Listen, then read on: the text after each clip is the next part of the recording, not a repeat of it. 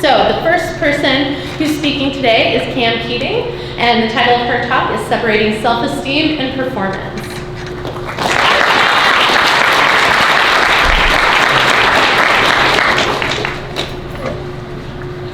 As soon as I could walk, my parents signed me up for gymnastics classes at a big city right next to where I grew up. And if I'm being honest with you, I'm not sure why they picked gymnastics because, first of all, I hated wearing anything tight. So leotards are a no-go. But second, my hair used to be so long back then that it would take my mom upwards of 3 hours before every gymnastics meet to weave my hair into these little braids and stick it to the top of my head so that I would be meeting the standards of competition. So before every one of those meets, I ended up looking something like this.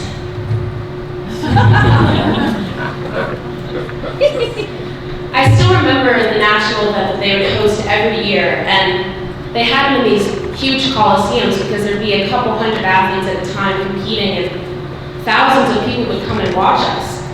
And the last year I ever went to nationals, I was doing really well, the best I'd ever done, in fact. And I remember finishing my last event on the floor and walking over to the big electronic scoreboard to look at the rankings, and to my complete surprise, my name is in the first place spot.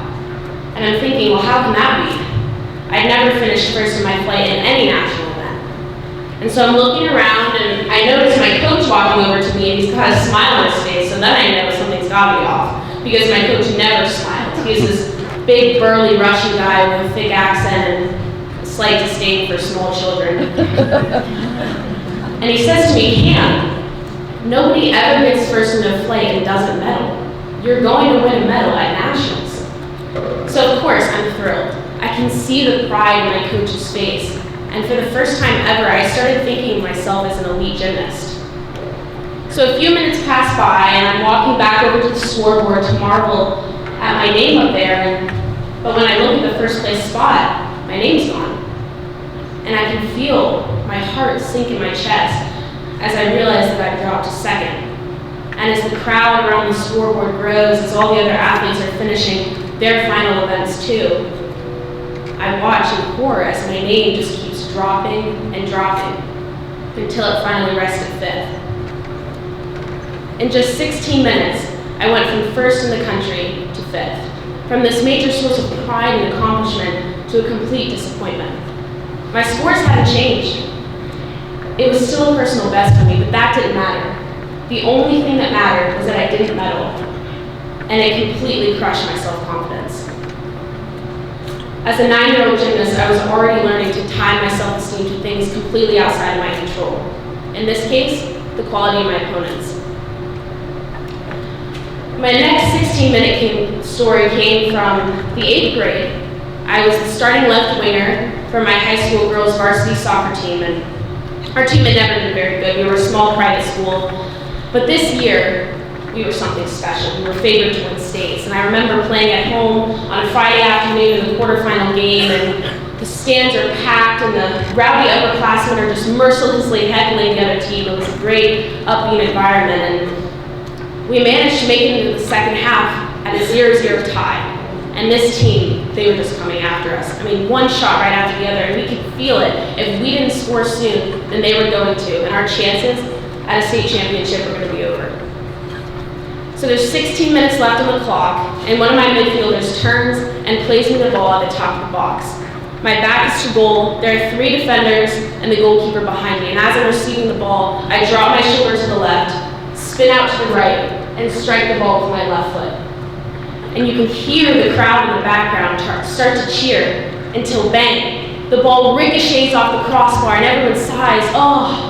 But as if by some miracle, my feet are still moving forward and the ball bounces right back to me and I smash in the back of the net. The crowd erupts, my teammates swarm me.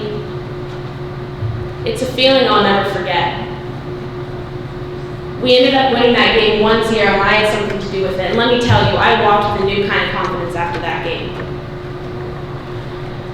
I realize looking back now that the way I reacted in these moments was only strengthening the connection between my self-esteem and my performance.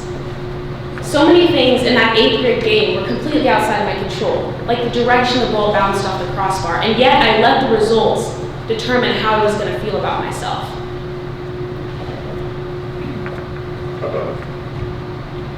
My third 16-minute moment came in the UNC women's soccer program this season. I'm a transfer from an Ivy League with what I can say is one of the most negative athletic cultures I've ever been a part of. It tested every fiber of my self-belief and my faith in other people. But now at UNC, my coach, Angela Dorrance, is the best of all time. My teammates are the best in the country, and the environment exudes positivity and strong character. I thought coming in that I was going to have a ton to contribute to the team. I thought, with all these hours spent practicing, all these hours spent mastering the ball, that I was going to be good enough. And let me tell you, it's been a challenge so far. And my coach, he was honest with me. Coming in, he said, Cam, you might never see the field. You might never see the field. Just saying that out loud is hard for me. But still, I had confidence. Being on the #1 team in the country can change your perspective on things. And so far this season, I've had 16 minutes of playing time in a lopsided game. And I thought after that game, and even now, that, it's not enough. If I can just get on the field one more time, I can prove my worth.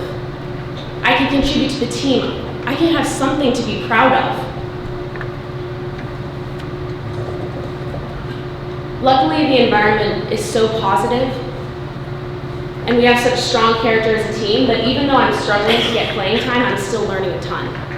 And I want to share with you guys what I've learned since becoming a Tar Heel on separating your self-esteem from your performance. So here are my 3 laws. Number 1. Law number 1 is be grateful. Me and my dad love to share quotes with each other. And one of our favorite quotes is, it's not what happens to your life, it's how you take it. Setbacks are inevitable. So instead of trying to avoid the inevitable, we can instead learn how to correctly respond to setbacks so that we can grow from it. So instead of viewing a bad practice or game as something that detracts from our self-esteem, instead we can say, I'm so thankful that I get to learn from today. I'm so thankful that I'm just healthy enough to play. I'm fortunate just to be here. Studies have proven that people who are grateful every day not only improve their mental health, but they also improve their performance. Law number 2, be optimistic. Those who believe the world is working in their favor will always outlast those who don't. This is because optimism helps us sustain motivation. It gives us hope and a reason to keep trying. Viktor Frankl, a Holocaust survivor, said that the last of the human freedoms is the ability to decide one's attitude in any set of circumstances. Everything else can be stripped away from us except this decision, so choose optimism. And law number 3, be resilient. To paraphrase the immortal words of Winston Churchill, Tar Heels never, never, never give up. In things large and small, we fight till the end. Till there is nothing left in us except that voice that says, hold on. Just one more rep, one more minute, one more time. Even in the face of great adversity, we can choose to be grateful, optimistic, and resilient. We can choose to separate our self-esteem from our performance, to be happier, healthier, and more successful people. Given this choice, what will you decide? Thank you.